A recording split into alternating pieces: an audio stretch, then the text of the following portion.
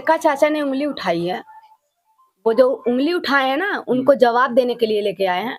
उंगली उठाने से पहले आप सोच लेंगे किसी भी बहन-बेटी के ऊपर या उनके घर की बहन-बेटी के ऊपर अगर हम उंगली उठाते तो उनको कैसा लगता?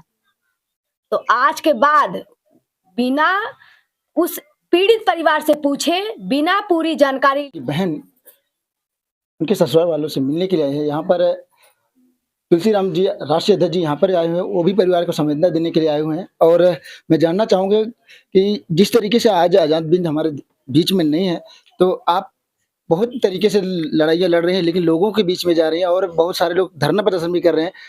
अभी तक की जो लड़ाई रही, कहाँ तक पहुँची आपकी? हम देखिए, जो पियरका चाचा ने उंगली उठाई है, वो जो उंगली उठाए हैं ना, उनको जवाब देने के लिए लेके आए हैं। उंगली उठाने से पहले आप सोच लेंगे किसी भी बहन-बेटी के ऊपर या उनके घर की बहन-बेटी के ऊपर अगर हम उंगली उठाते तो उनको कैसा लगता?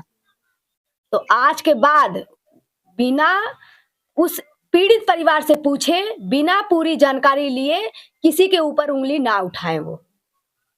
एक बात बताइए, आज़ाद बिंद जी के जब शादी पड़ी थी, क्या इसके बीच में कभी किसी ने धमकी दी थी या कोई ऐसी बात हुई थी कि जो आज उनको इस तरीके से गोली मारी गई?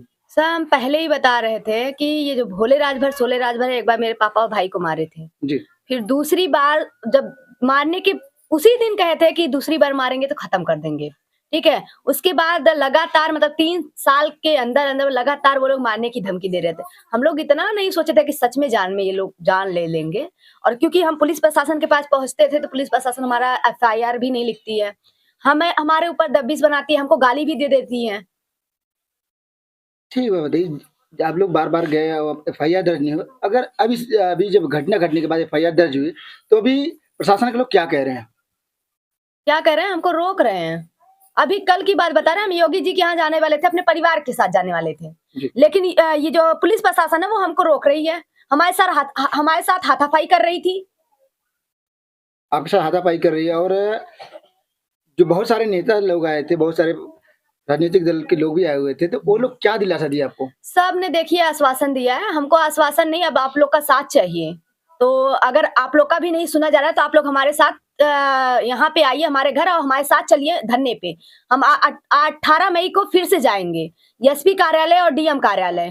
फिर वहाँ से हम योगी जी के यहाँ भी जाएँगे। तो हम बस चाहते हैं कि आप लोग हमारे कदम से कदम मिला के चलिए हमारे साथ। अगर आप लोग एकजुट होके इंसानियत के नाते हमारा साथ देंगे, हम वहाँ तक पहुँचेंगे जहाँ तक हमारे भाई के जैसे उन्होंने गोली मारा वैसे बीच चौराहे पे सारे मतलब जितने जनता है उनके सामने उनकी हत्या होनी चाहिए, उनको मारा जाए। ये ना हो कि जो अनुराग हत्याकांड है, जैसे उनको टाइम देते आज खत्म कर दिया गया है।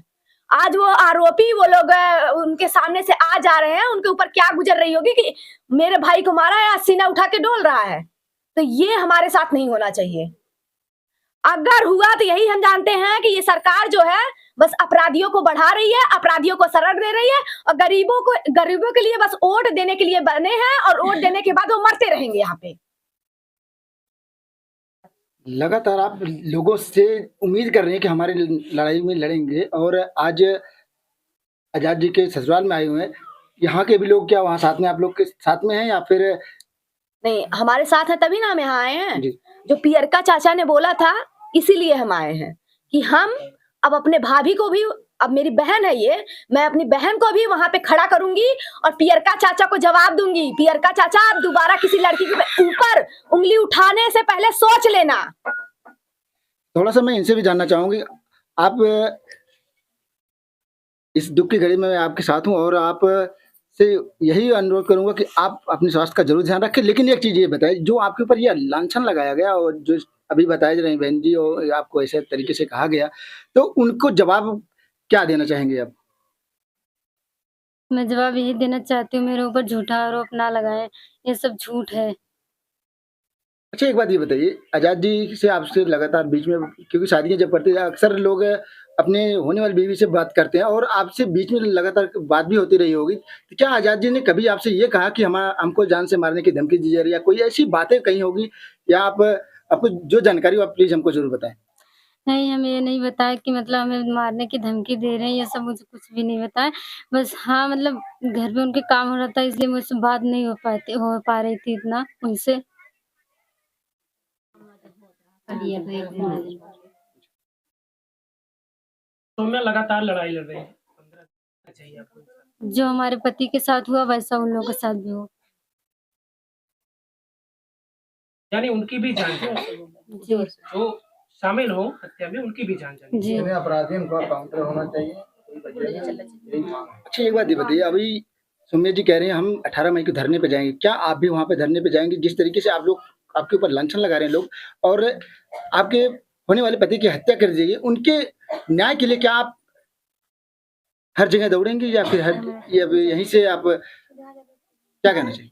जी जाएंगे आप जाएंगे? जी।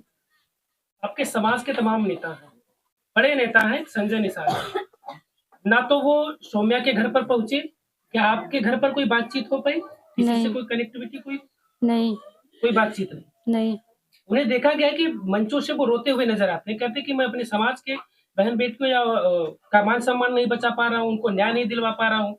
तो फिर ऐसे नेता होने का क्या मतलब होता है? क्या कहेंगे आप? संजय निषाद से कुछ व्यक्तिगत कहना चाह रही हैं?